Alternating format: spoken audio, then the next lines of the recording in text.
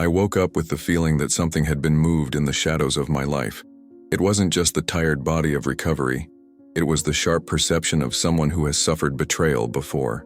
I lay there listening to the distant noise of the city, and the memories flashed back. Emails that disappeared, meetings that seemed to have passed me by like ghosts, and that cold presence of people who smile when they think you're not seeing. I was silent, but inside me, something screamed. They spoke as if I were invisible, as if a report, a stamped paper, could erase years of decision-making and responsibilities. I knew it wouldn't be that simple. When I received the news that there was an action to declare me interdicted, something inside me broke, but there was no despair. There was focus. They imagined that, with a forged report and the complicity of someone on the council, they would get me out of the way and take what I had built. They didn't count on the fact that I had written down conversations, kept emails, and that I knew every step of the financial flow of the company I run. I realized that I didn't have to win by shouting. At that moment, I stopped being a victim. I became an observer. I spent the next few days collecting, not on impulse, but by method. I opened mailboxes I had forgotten, recovered old backups, and scheduled conversations with people no one else remembered. Every forged signature he found was a small blade cutting through the veil of their lie. I didn't want to humiliate. I wanted to prove. They had agreed. I had the documents. And when I began to put the puzzle together, I felt certain that the justice I was seeking would be calm and irrevocable. Some looked at me with pity. Others laughed softly, as if betting on the weakness of the other. But I didn't rush. They wanted to hurry. I had time. While they pretended to celebrate the narrative built behind the scenes, I triggered forensic audits, hired an independent expert with a ruthless reputation, and began to reconstruct the chain of evidence. Every recovered file, every incomplete recording I repaired was one more thread in the network I was weaving. I knew that to dismantle a lie it took clarity and patience, and I had both. There was a figure inside that I trusted, another director who approached smiling empty-handed, pledging loyalty as he engineered the fall. He became the centerpiece of their plot. With access to reports and transfers, he could manipulate information and present a convenient version to the board. I did not underestimate cowardice. Insolence, I began to call witnesses who remembered meetings, evidence that showed old signatures, expert comparisons. With each document that entered my archive, their story lost color. I remember the day I heard the first version of the false report. It seemed well-written, convincing to unprepared eyes. But there were technical details that only someone who deals with these processes on a daily basis would notice. Shifted dates, altered metadata, a stamp that didn't match the hospital's system. I kept watching, and in the silence, I put everything together. They believed that one piece of paper was enough. I knew the truth was between the digital lines, in the file headers, in the access logs, in the signatures that didn't match the usual pressure. Sometimes the best answer is written in a notary's office. Other times it is rebuilt by those who know the system from the inside. While sewing the defense, I kept a neutral face in the meetings. I smiled when necessary, answered questions courteously, and let calm be my armor. They attacked with public innuendos, trying to sow doubt among shareholders and journalists. I felt the indignation, the urge to scream, to expose everyone there and tear the mask. But I didn't give in. I was strategic. I prepared a dossier with clear steps, chronology of events, expert evidence, testimonies with signed statements, and the recordings I had made with legal consent. They would think they had torn out my voice. I returned the speech with evidence. There were nights when anguish wanted to take over, when illness still left me fragile and my head throbbed with effort. In those moments, I remembered the reason I fought so hard.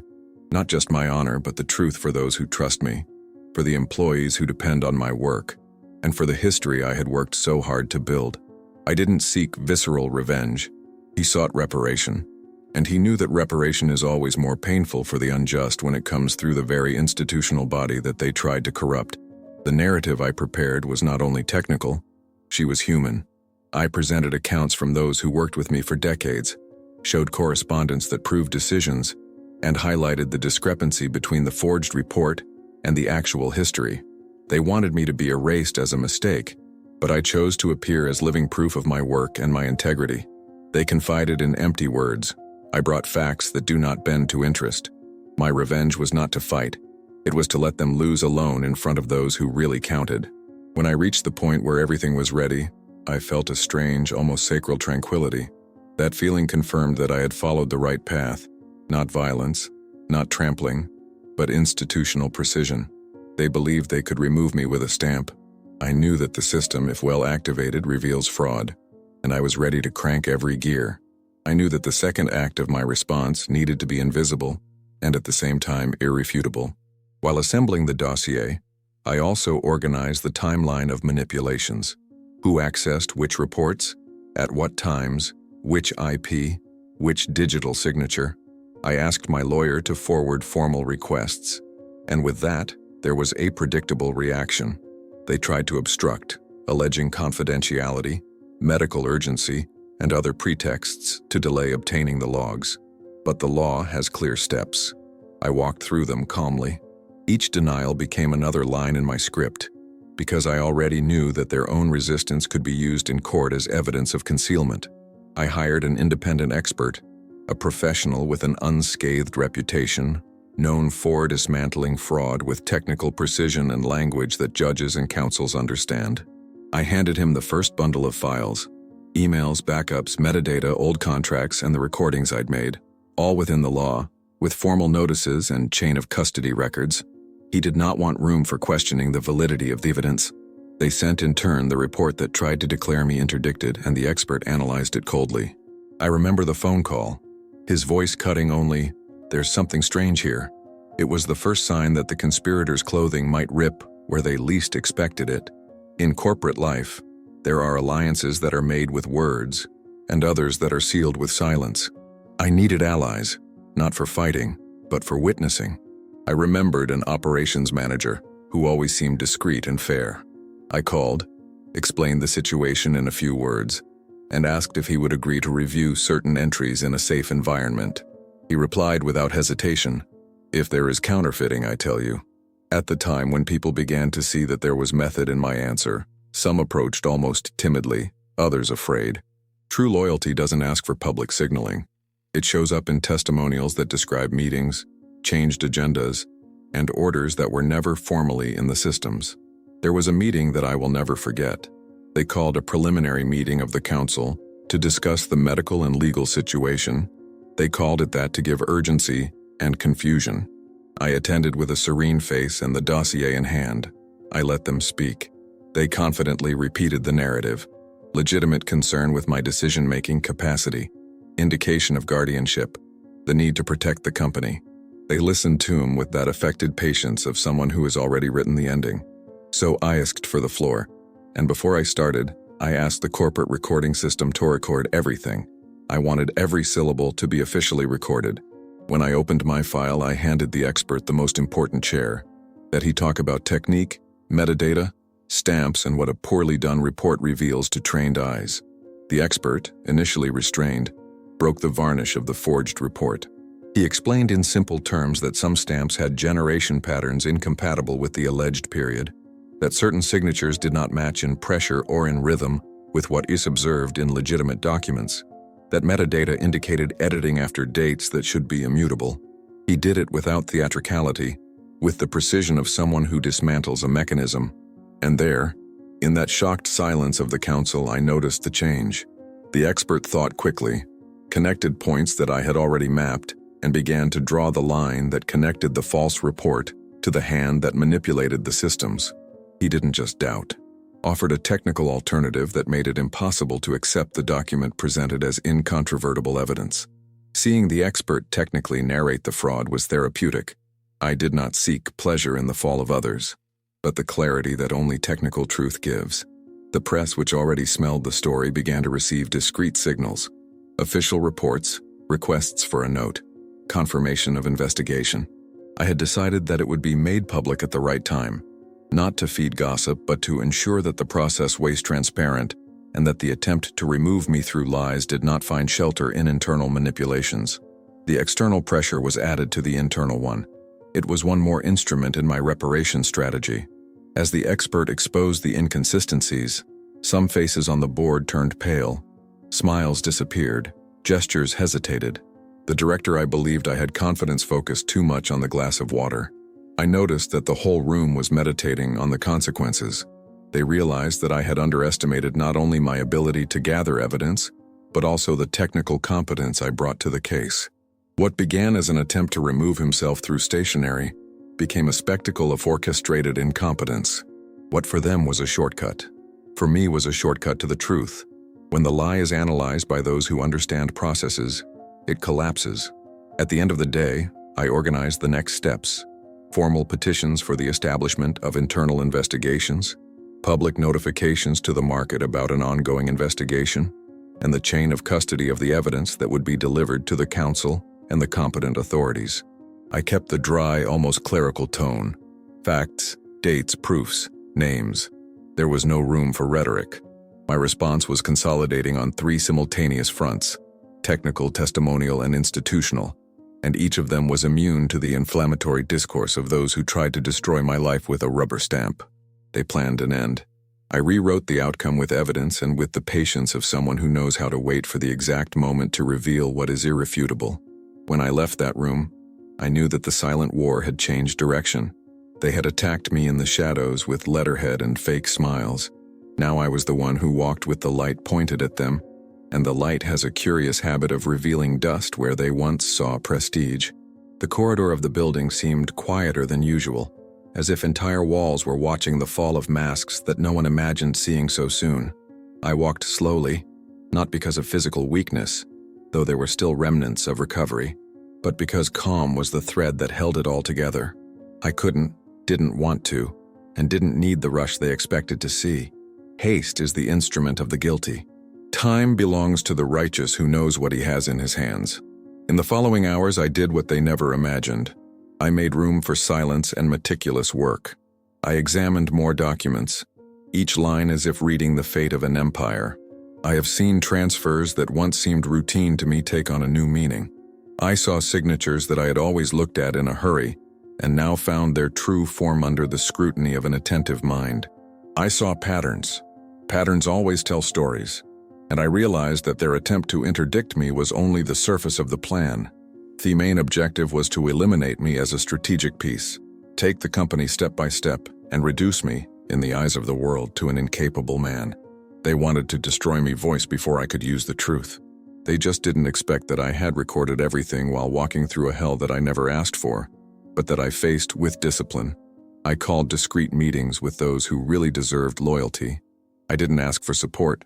Forced support becomes currency in corporate environments. I have offered transparency, and transparency, curiously, seduces serious minds and frightens opportunists. I showed reports, chronologies, and data that proved manipulation.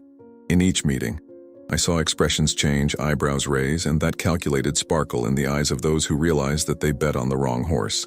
Some tried to retreat with dignity. Others just swallowed hard, knowing that sooner or later they would be called upon to explain the convenient silence they had maintained until then. Truth, when mature, does not leave room for alibis. Meanwhile, the formal gears turned. It wasn't just the expert. External audit, international compliance, corporate risk team, they all started looking in the same direction, each with their own technical angle, but converging on the same inevitable point. There was a plot, and weaves, when touched in the right way, unravel in the knot that the traitor himself found indestructible. The lawyers of the conspirators made predictable moves as if following an old manual. Requests for extension of the deadline, empty appeals, attempts to subtly tarnish my image behind the scenes. Every step was filed, dated, and recorded. The law does not like those who try to bend its corners. She watches patiently and returns with weight. I prepared the next step as someone sharpens a blade, not to hurt, but to cut the lie at the root. I requested a formal meeting with the board, with mandatory recording and transmission to the holders of strategic quotas. They couldn't deny it. I knew that this meeting would be more than a presentation. It would be a revelation. But he did not just want to prove that the report was false. I planned to dismantle all of their architecture. The plan, after all, was never just to move away. It was to replace me, take on contracts, deflect decisions, and pave a paper empire on the real sweat I put into that company. They did not have an essential variable. I never delegate the awareness of what I build. As I prepared my presentation, I mentally retraced the path I took to get to that board chair. It wasn't an inheritance, it wasn't a fluke. It was discipline, long nights, unpopular decisions, personal resignations, and above all, the silent faith that corporate justice exists when credibility is built over the years. That credibility was my armor. There was no shortcut that could steal that. I took a deep breath, smoothed my jacket, and at that moment I realized that the initial anger had turned into something much more powerful. Serene conviction. On the appointed morning, I arrived before everyone else. The room was large, glass tables, metal chairs, and the light echo of the high walls. Corporate sets always have this elegant coldness, as if power had a sterile timbre. I adjusted the projector, organized folders, identified documents in logical order, evidence, context, expert evidence, testimonies, audit lines, system logs. There would be no room for noise. I wanted each fact to speak for itself, and the facts, when organized, scream louder than any fabricated narrative. They entered one by one, some with calculated steps, others with that tense smile that betrays the fear of those who already suspect the impending disaster. The director I had trusted avoided my gaze. The ex, impeccable as always, seemed too confident for someone who was about to see a castle collapse. The president of the council cleared his throat, asked for order, and announced that the truth of the facts would be discussed there. Truth. They had underestimated the weight of that word. They sat down. Lights have been adjusted. The atmosphere settled as before a verdict. I took a deep breath, played the first slide, and without raising the tone, I started to speak. There, in that instant, I understood that my voice would never be silenced. Because when you carry the truth, you don't have to scream. Just speak up, and the world listens. When the first slide appeared on the screen, the room plunged into a silence that not even the sound of the fans could disguise. I knew that this would be the moment when each of them would be forced to look at their own shadow. I spoke slowly, without theatricality, letting the evidence speak for me. I showed the sequence of emails, the tampered stamp, the incompatible electronic signature. I explained point by point how the report they tried to use to interdict me had been fabricated in the early hours of the morning, in the office of an external partner who no longer had a contract with the company. When the expert confirmed in a firm voice that the document was fake, I noticed the eyes of everyone present migrate towards the complicit director and the woman who was once my companion. She, elegant and calculated, tried to smile, but her face no longer obeyed the image she created. The director, once confident, was crumbling inside. The sweat on his brow was the confession I had been waiting for. Not a word had to be spoken. The moral collapse, when it comes to light, is more eloquent than any speech. I continued the presentation. I showed them the cash flows, the manipulated emails, and the archived messages that revealed the plan. Each die was a cold blade, cutting the charade to pieces. The entire board, accustomed to subtle maneuvers and rehearsed speeches, remained motionless, perhaps out of shame, perhaps out of fear of being the next to fall. I talked about ethics, about trust, and about what it means to carry a name that sustains families and employees. I spoke not as a victim, but as someone who survived the fire and learned to use the ashes as evidence. The ex tried to react. He stood up and said that it was all an interpretation, that my health problems had affected my judgment. It was predictable. I just projected the official document, issued by the hospital, with the signature of the same expert who was now speaking at the meeting. "This is the real medical report," I said, "and it proves that my mind is as lucid as the hands that faked the other." The expert confirmed, and in that instant the truth was no longer an argument. It was a sentence. The chairman of the council took a deep breath, turned to me, and asked permission to suspend the session for 10 minutes. I consented, knowing that this interval was nothing more than an attempt at restraint. No one spoke. Some avoided looking. Others tried to distance themselves as if simple physical distancing could separate them from shame. The ex stared at the floor and the director tried to hide his trembling hands. It was the perfect image of what they had always denied: fear. When the session resumed, the president announced the immediate opening of an internal investigation and the temporary suspension of those involved. The council also decided to publicly transmit an official note to the press. I didn't have to ask. The system, when well activated, acts alone. At that moment, I realized that true justice is not the one that screams. It is the one that corrects the course of things. And the course was back in my hands. The next day, the newspapers were already printing the headline: Director tries to falsify report to assume executive position. Attempt discovered in public meeting. I didn't celebrate. I just sat in my office, looked out the window and breathed the air of someone who survived without having to stoop down. Everything I lost in months of silence, I recovered in a morning of exams. Some called me apologizing. Others sent anonymous messages praising my courage. I didn't answer. The revenge was already complete.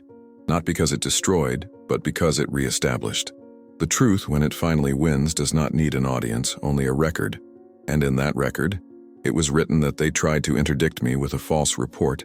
But the expert thought, the system reacted, and justice, and the silent and unforgiving justice, one chose the right side.